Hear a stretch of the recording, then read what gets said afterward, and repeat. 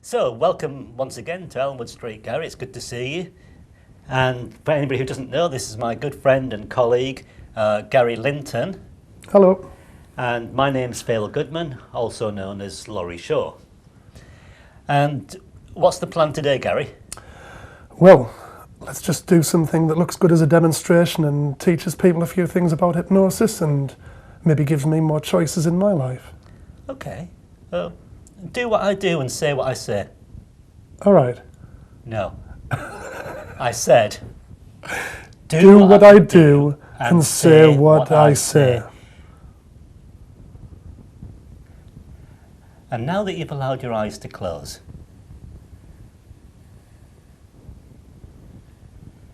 you find yourself drifting quickly, easily, down and down.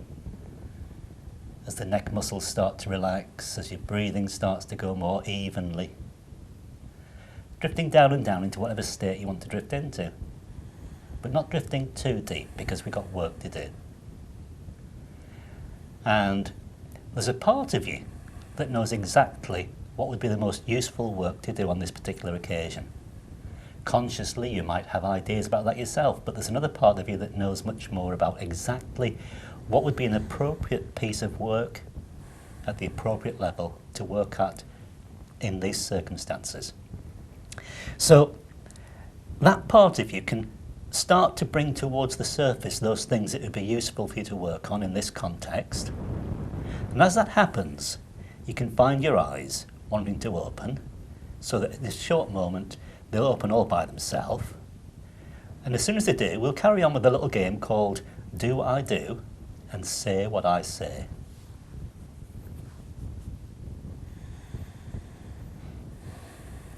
Do what I do and say what I say. Say what I say. Do what I do. Do what I do. And say what I say. And say what I say. Otherwise, I'll shoot you. I'll shoot you. Okay. Okay. Mirror. Mirror. Do what I do. Do what I do. I say what I say. Say what I say. Down. Deeper and deeper. Every time we do this, you can go deeper. You understand, as well as many of the people who are watching understand, the technique called fractionation, which was developed by a guy called Voigt. And there are many different versions of it. Some versions say, well, what you do as a subject is examine how you're feeling as you drift down. Notice what sensations you have, what thoughts, what images might be in your head. And memorize them for future reference. Because the next time you go down, you'll experience the same feelings, but you'll find them happening quicker, and you'll find yourself going deeper.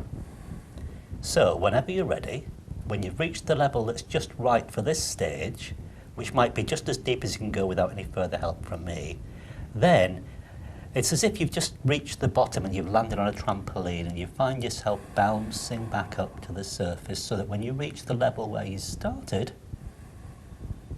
you open your eyes and we carry on with the game. Do what I do and say what I say.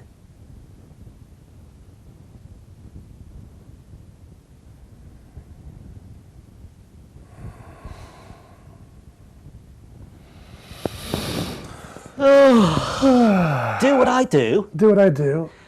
And say what I say. Say what I say. Simple as that. Down you go. Each time deeper than before, and you start to notice those familiar feelings from the last time, but this time they seem to happen a little bit earlier, and they go deeper as you go deeper. And you notice the breathing as you just now breathe out. You can feel the movements of your stomach and your chest as you breathe in and out. Drifting down to the deepest level you can reach at this stage. And again, it's just as if you've jumped off some high platform and you're going down and down and down until you reach the bottom, where there's a very soft, gentle trampoline which you land on, and you feel yourself very gently floating back up, just at the pace that's right for you. And then you know what will happen after that. It's becoming familiar. It really is becoming It really familiar. is becoming familiar. And it's so good. And it's so good. Just to feel yourself letting Just go. to feel yourself letting go. And going down. And going down. It's not rocket science. Rockets go up, you go down. But you know, there's nothing to stop you as you go down deeper and deeper to imagine yourself getting onto a rocket ship and going up higher and higher as you drift deeper and deeper.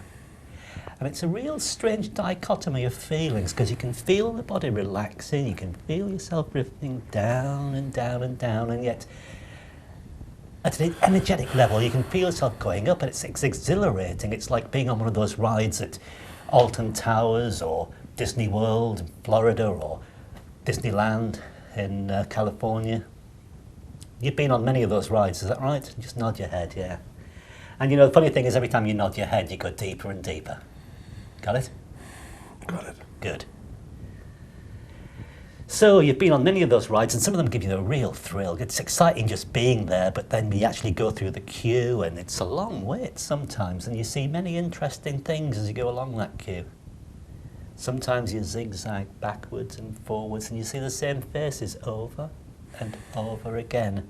And each time you get to a point where you're just alongside the small group of people that you were observing 5 minutes before, you start to see them from a different perspective. You're getting nearer to the point where you're going to go on the ride, and so are they. And it's exciting, and their excitement rubs off on you. Just imagine it. And allow it to build up to the point where it just feels so vivid, so real, so exciting. It's probably the greatest feeling in the world, because you're right there in the here and now. You're not thinking about the past, you're not thinking about the future. You're just standing there in that queue, making slow progress towards the entrance, and it's a real experience. So you allow yourself to be right there. And there's so many learnings along the way, because people in queues, they present lots of different patterns of the way people are. Small family groups having their little conversations, some of which you may not follow the details, but you know the general structure of these things. They might be talking about things that are going on in their lives, they might be talking about rides they've been on or rides they're going to go on, things they've enjoyed during the course of the day. And you know, the funny thing is, everybody around you seems to be enjoying themselves. It rubs off. You're enjoying yourself. It's exhilarating, exciting, and in a few moments' time you find yourself reaching the point where you're actually stepping on to that ride. Which ride is it? The Haunted Mansion. The Haunted Mansion, that's one of your favourites. There's so many things going on there. You could go in there many, many times, and each time you'll see things that you hadn't seen before. So as you go in, some of the things are familiar. You know the entrance. That's right. You know what happens as the experience starts. And you're able to notice some of your favourite bits. But you're also able to notice things that you hadn't noticed before. Because now you're seeing things from a slightly higher perspective. You might even want to float out of your body and be somewhere up above, just watching what's going on. I'm sure that's possible for you. Just nod if that's right. Yeah. And whilst you're in that position higher up, looking down at the whole situation, and particularly observing how you're enjoying yourself, what fun you're having, you can still stay in touch with all of those feelings. But those feelings occur at a higher level. And they give you new perspectives, new insight, new knowledge, new learnings. And you love to learn. You have a lifelong passion for learning, which you do so well.